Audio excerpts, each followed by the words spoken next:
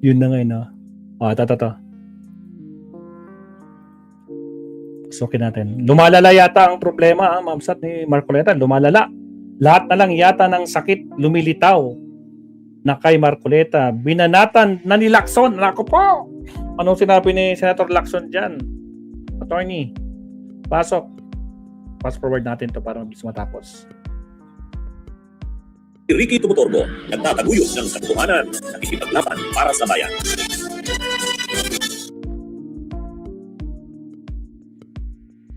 Mga kabunyog, mga kababayan, saan man pong panig kayo ng mundo, nasa Pilipinas man po kayo o nasa labas ng bansa, nung oras man po sa inyo dyan ngayon, umaga man po, tanghali, hapon, gabi, pinapanood man po ninyo ito ng live man po replay. Mga kabunyog, mga kababayan, ang ating pong pagbati na magandang araw, Pilipinas at mundo.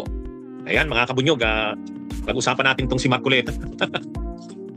Lahat na lang yata ng sakit lumilitaw na kay Marcoleta. Dali babe, shout out. Kaya si Senador Ping Lacson, ano na, medyo nakapansin na si Senador Ping Lacson. Binanatan naman si Marcoleta tungkol dyan sa, ano na yan, lahat na lang ng sakit na dumadapo dito kay Marcoleta eh. Mga kabunyog, mga kabayan, pag-usapan natin yan. Saklap. Matindi yung banat ni Senador Ping Lacson. Mga kabunyog, talagang itong si Senador Ping Lacson, hindi matunawan. At saka, itong sila Marcoleta at saka sila Mike Defensor, may bago na namang mga kabunyog Kaso. may bago na namang arrest warrant sa kanila. Ay, test, ano yun? Arrest warrant. Hindi na, mahihirapan na talaga itong makalaya, itong sila Mike Defensor. Kalalabas lang na balita, mayroong mayroon na namang bagong arrest warrants. Sila Marcoleta, mga kabunyog. Ayan another Sandigan Bayan Division orders arrest of Marcoleta and Defensor. Bago po yan, mga kabunyog. Bagong balita yan. Latest. Ano ito? Mayroon na namang bagong arrest warrants kila Marcoleta at kila Mike Defensor. Bakit? Tungkol na naman saan yan? Ay, ibang division na ng Sandigan Bayan ang nag-issue. Matatandaan natin, nung una, ang nag-issue ng arrest warrants ni Marcoleta ay yung 3rd Division. Doon yon sa kasong plunder. Nung inaresto si Marcoleta at saka sila Mike Defensor, ang kaso nila doon plunder. Ang nag-issue noon yung 3rd Division. Ang chairperson o chairman ng 3rd Division ng Sandigan Bayan, si Associate Justice Carl Miranda. Kaya nung naaresto si Marcoleta at saka sila Mike Defensor, 3rd Division yun, plunder. Ay ngayon, mayroon na namang bago. Yan balita sa Rappler. Another Sandigan Bayan Division orders arrest of Marcoleta and Defensor. Uy, Ninyo, anong division yan? 4th Division naman ngayon. 4th Division, ibang division na pala si Kap Ninyo. Ay, kaya sa totoo lang, mga kabunyog, tambak ang kaso ni Marcoleta at ni Mike Defensor. Kung dati may kasong plunder, ito, iba na naman to. Violation of Presidential Decree number 46. Yun. Violation of Presidential Decree Presidential Decree number 46. Ang may hawak ng kaso na yon ay yung 4th Division. Ito naman ngayon ang nag-issue ng warrant of arrest. Mga kabunyog, mga kababayan. Kaya, ngayong umaga, ibinalita na isinerve na kay Marcoleta at kila Defensor yung warrant of arrest na yan. Ay, di ba nakakulong na sila? Kahit nakakulong na, isiniserve pa rin yung arrest warrant. Ibig sabihin, wala nang kawala. Ang kasong kinakaharap nila Marcoleta, iba-iba eh. May indirect bribery, may plunder, mayroong pang violation of Presidential Decree number 46. Ano ba yung PD46? Ang PD46, bawal sa isang public official ang tumanggap ng gift. Ganon din, bawal din sa sino mang private person ang magbigay ng gift. Ano ang pagkakaiba niyan sa plunder? Sa plunder kasi 50 million pataas eh. At saka series of acts. Dito hindi. Kahit hindi 50 million, kahit isang beses lang, pasok ka dito sa violation of Presidential Decree number 46. Basta nagregalo. Kaya ibang kaso ito, mga kabunyog, mga kababayan. Bagamat pwede yang i-consolidate sa hinaharap, pwedeng yung mga abogado ni Marcoleta at nila Mike Defensor magmo-motion yan, i-consolidate na lang yung mga kaso. Kasi ang mga testigo, ang mga ebidensya ay pare-pareho lang naman. Pero ibig sabihin, iba-ibang kaso pa rin yan, sabay-sabay lang nadidinggin. Kasi yung mga ebidensya at testigo pare-pareho lang naman. Kaya lang, ang sinasabi natin dito, matindi itong mga kaso nila Mike Defensor. Dahil lang sa kagagawa ni Marcoleta, mayabang kasi akala niya walang kaso yung mga ginawa niyang yun. Ay ito na another Sandigan Bayan Division orders arrest of Marcoleta and Defensor. Anong division? 4th Division. Nung naunang inaresto sila, 3rd Division yun. Nung unang inaresto sila, ang kaso doon plunder. Ito naman ngayon, warrant of arrest na naman na bago, violation of Presidential Decree number 46. Kaya siguro nagkakasakit na si Marcoleta ng kung ano, lahat na lang ng sakit. Sa totoo lang, mga kabunyog, kaya kahit si Senador Ping Lacson napikon na eh. Mamaya, pag-usapan natin 'yan. So ito ngayon ang bagong development. May bago na naman na kaso. Mayroon pa yan. Mayroon pa yan. Ay, di ba may kaso pa si Mike Defensor na nasa Department of Justice na. Yung ikinaso ng NBI, qualified human trafficking, ano din yun. Ang mga co-accused ay ang mga co-respondents naman doon ni Mike Defensor, yung asawa niya at 2 anak, ay matindi. Matindi. At non-bailable yun. Non-bailable yun, mga kabunyog. Mayroong gumugulo ngayon na preliminary investigation sa kaso ni Mike Defensor. Nasa DOJ ito, qualified human trafficking. Tungkol ito doon sa prostitution na nagaganap doon sa kanyang KTV bar at sa Blue Hotel. Kaya lang, kasama niya doon na inireklamo mga pamilya niya, yung asawa niya at 2 anak. 2 anak. Kaya lang, ano yun qualified human trafficking, non-bailable din. Pag gumulong ngayon, ma-resolve na ng DOJ. Pag sinabi ng DOJ, kasuhan na naman ito, mga kabunyog, pag kinasuhan sila doon, qualified human trafficking, sa Pasig yun. Tapos Regional Trial Court yun, kasi hindi naman corruption yun. Hindi tulad ng Lander sa Sandigan Bayan. Kapag natuloy yung kaso niyang qualified human trafficking, maglalabas na naman ang arrest warrant ang Regional Trial Court ng Pasig. Ay, ang problema, makukulong yung asawa niya at 2 anak. Ay, matindi. Grabe itong nangyaring ito, mga kabunyog, mga kababayan. Grabe itong nangyaring ito kay Mike Defensor. Si Marcoleta, mayroon ding isusulong na investigasyon. Sila, Senador Ping Lacson, tungkol naman saan kay Marcoleta. Tungkol naman doon sa insertions, yung 500 million pesos na di umano, kapalit ng pagkaka-confirm kay dating DPWH Secretary Manny Bunuan, humingi daw ng pabor ng 500 million worth of projects si Marcoleta kay Bunuan. Yun, iimbestigahan din yun. Pag natuloy na naman yun, plunder na naman yun, pero flood control. Ay, mga kabunyog. Matindi ito. Batman. Salamat. Matindi, mga kabunyog, mga kababayan, itong mga kasong ito. Kaya, ang nangyayari ngayon, mga kabunyog, sa dami ng mga kasong ito, sa dami ng mga kasong ito, nagkakasakit na si Marcoleta. Nagkakasakit na si Marcoleta. Lahat na lang halos ng sakit dumadapo lahat na lang halos ng sakit, mga kabunyog, dumapo na kay Marcoleta. Ayan. Nang maaresto si Marcoleta, ano ang unang sakit na dumapo sa kanya? Ang unang sakit na dumapo sa kanya nung maaresto si Marcoleta, nanikip daw ang dibdib, nagkaroon daw ng chest pains, di ba? Yan yung una. Ayan sabi diyan sa kanan, Marcoleta, idinaing ang pananakit ng dibdib at mataas na blood pressure matapos sumuko sa PNP CIDG. Yun, di ba? Pagka-aresto, kaagad-agad tumaas ang blood pressure. Tapos sumikip daw ang dibdib, nanakit ang dibdib, chest pains. Ayun, dinala sa PNP General Hospital. Yan yung una. Pagkatapos naman, alam niyo kung ano naman yung sumunod? Sabi na naman, mayroon na naman daw mild pneumonia. Di ba? May sakit na naman, mild pneumonia ito. Alibal, hindi ko po masasabi kung kailan po na-develop yon, mild pneumonia. Pwede po na bago po siya na-admit sa amin.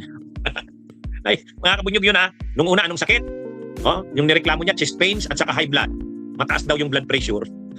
sabi pa nung in-interview, ilang araw na daw, nagpa-fluctuate daw ang blood pressure ni Marcoleta.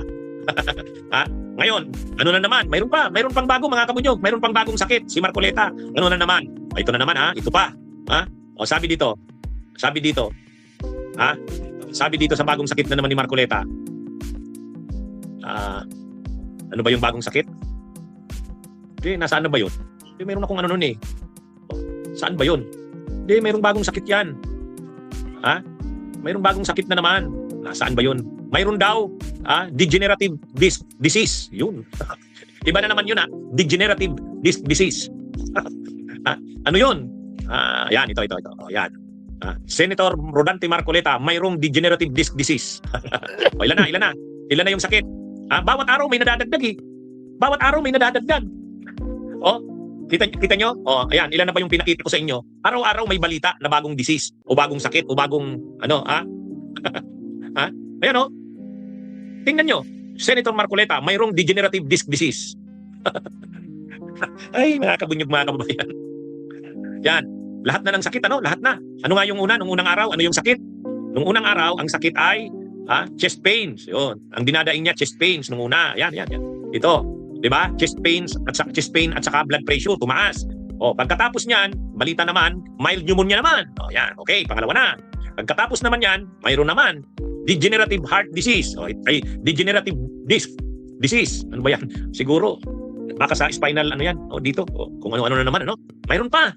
Mayroon na naman. Ano pa ba? Ito na naman. Ngayon na namang araw to. Ngayong araw. Senator Marcoleta, mataas ang blood cholesterol base sa latest lab test. Mas mainam na huwag ihalo sa iba pang PDL sa kulungan. Yan na. Ito na.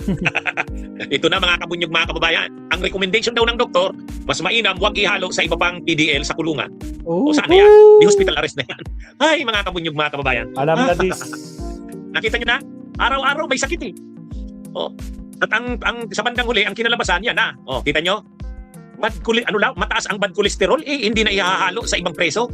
Ako nga, ganun din, mataas din ang cholesterol ko eh. Bad cholesterol ko. Ha? Ha? Bakit? Yung ibang preso, mataas din naman ang mga cholesterol nun ah. Nakita niyo na mga kabunyog mga kababayan? Oh, sabi ni Tom Coron, he is just pretending to avoid going to jail. He is waiting for our solution to his petition. Nakita niyo? Oh, natawa na tuloy si Antonio is. Brain disease ba yan? Tingnan nyo, mataas lang yung cholesterol, hindi na ihahalo sa ibang preso. Ay, mga kabunyog. Nakita nyo ba? Hindi ako nag-iintriga. Hindi ako nang-iintriga, pinupost ko lang yung ano. Oh, next daw, sabi ni Paulino Manalastas, attorney, next, mayroon na yung diabetes, kidney failure, liver cancer. Ay, ang sunod daw, sabi ni Homer Miguel, cancer dahil sa wig. Ay, mga kabunyog. Hindi, sa totoo lang, matindi. Matindi ito. Ay, araw-araw may nadadagdag na sakit eh. Ilang araw na ba siya sa kulungan? Ay doon sa PNP General Hospital. Wow. Pangatlo yata o pang-apat. Ngayon, sa pang-apat niyang ito, apat na rin na sakit niya. Bawat araw mayroong findings. Bawat araw mayroong findings. Nung unang araw, ano lang yung reklamo? Ang nirereklamo nung isang araw, chest pain, saka high blood. Nung sumunod na araw, mild pneumonia. Nung sumunod naman na araw, degenerative disc disease. Ngayon na naman, mataas daw ang bad cholesterol. At ang recommendation, huwag ihalo sa ibang PDL sa kulungan. Ayan, sabi ni Melimpin, pwede, sa susunod yan, mga kailangan na naman, neck brace. Neck brace na talaga. Diyos ko po, Rudy. Mga kapsat, again, sa mga bagong pasok, huwag kalimutang mag-like and subscribe. Baka mag-neck brace kayo. Diyos ko po, Rudy, huwag ganyan. Tuloy. Nakita nyo na mga kabunyog mga kababayan, kailangan na naman, neck brace. Hindi. Nakita nyo na mga kabunyog mga kababayan? Yan ang nangyayari ngayon dito kay Marcoleta. Matindi. Kaya, yan na yung ano ngayon. Hindi na nakapagpigil si Senador Ping Lacson. Yun lang. Nang nabalitaan ito ni Senador Ping Lacson, alam niyo kung anong sabi niya?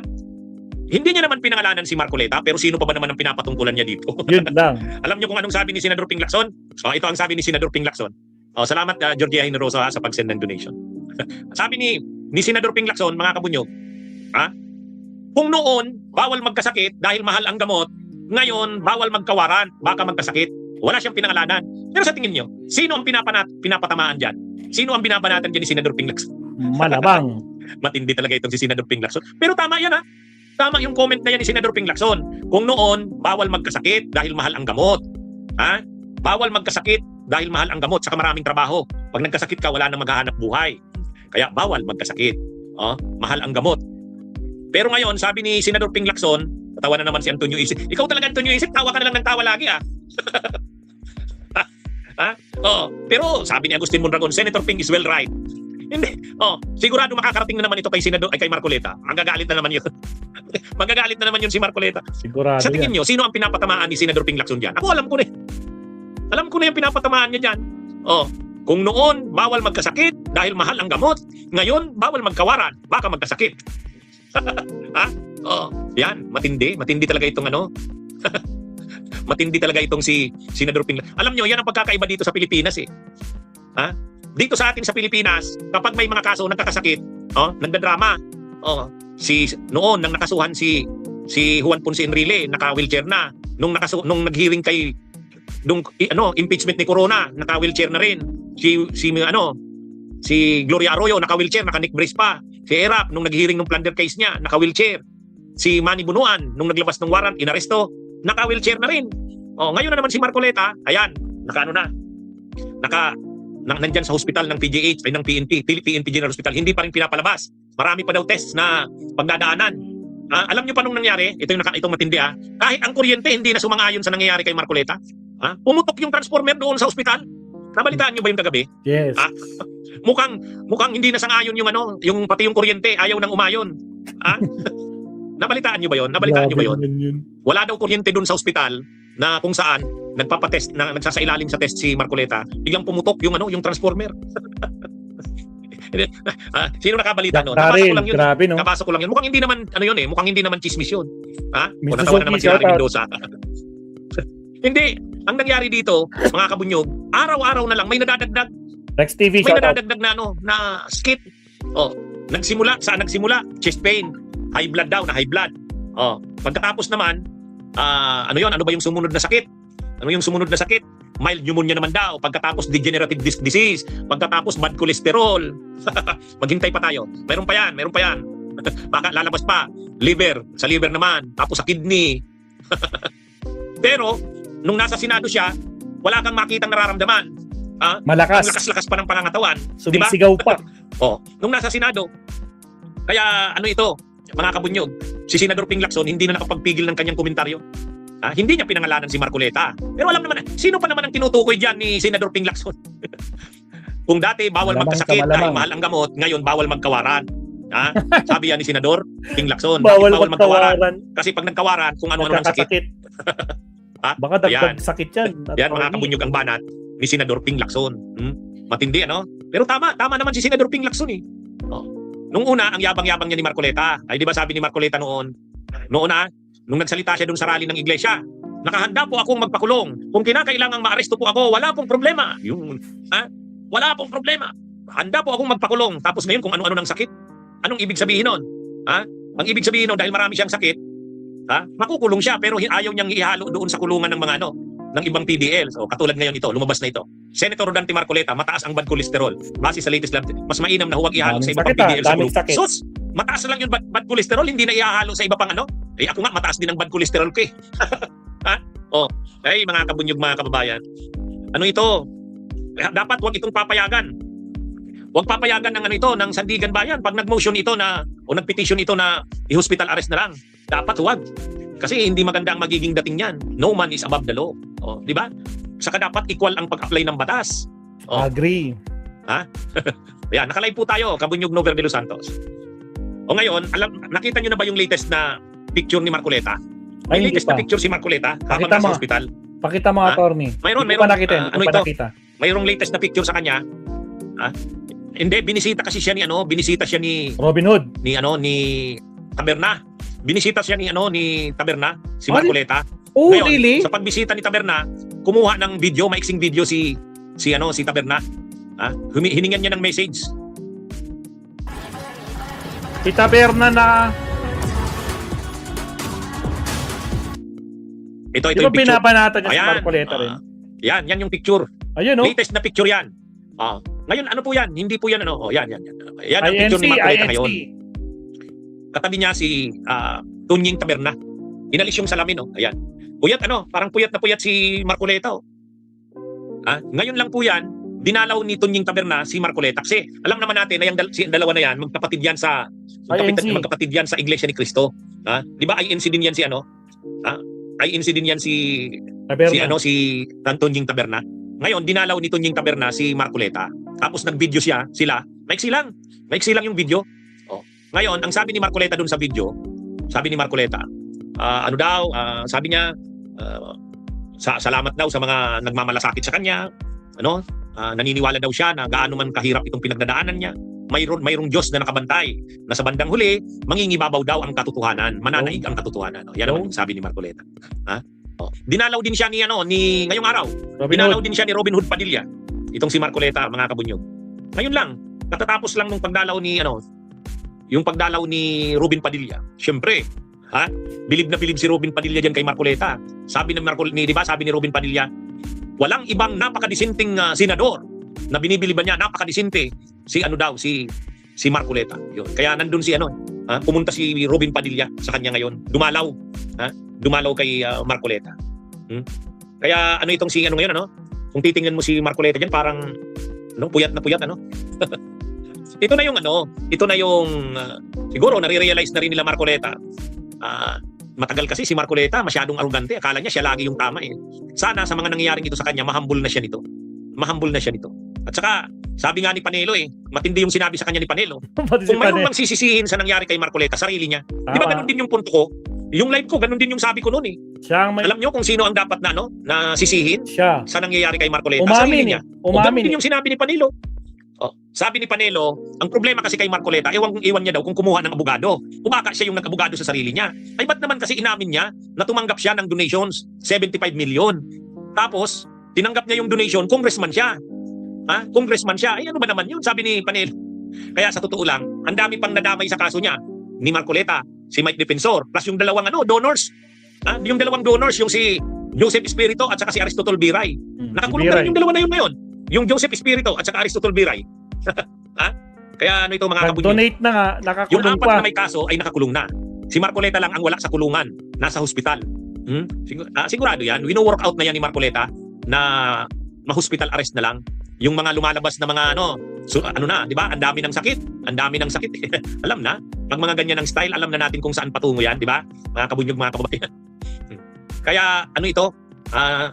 Ang unang dumalaw kay Marcoleta si Sara, di ba? Nung isang araw. Pagkatapos dumalaw si Robin Padilla ngayon. Ewan natin kung paano ang gagawin na ni Marcoleta. Sabi ng COMELEC, magko-cooperate daw ang COMELEC kapag humingi daw sa kanila ng records ng yung mga sinabit ni Marcoleta. Magko-cooperate daw sila. Ay, yung kasing mga sinubmit ni Marcoleta sa COMELEC, yun yung mga ebidensya din laban sa kanya. Yan yun. Kaya tama si Panelo. Kasalanan din ni Marcoleta bakit nagkaganyan. Pinagsisisihan niya na siguro. Bakit siya nagkaganon? Mayabang kasi. Akala niya bawat sabihin niya tama. Ang problema, yung mga sinabi niya, yun ang nagdiin sa kanya. O, di ba? Correct. Okay, mga kabunyog, mga kabayan, magandang araw po sa inyong lahat. Mabuhay po tayo. O, di ba? Agree ba kayo, Mabsat? Kasalanan talaga ni Marcoleta yan. Yun nga lang, kapag may bagong warrant, may bagong sakit. Dumadami ang sakit kapag may bagong warrant. Di ba, Sir Leonardo? Diyos ko po. Again, shoutout sa 221 live viewers. Baka naman, gawin nyo ng 100 yung like natin. 221. Wala pa sa kalahati ang nagla-like. 45 likers pa lang tayo, Mabsat. Nako po. Ito, pag-usapan naman natin si Zulaika. Itong pagdalaw ni Zulaika, pakinggan natin ulit si Attorney Enzo Recto. Countdown muna tayo. Here we go.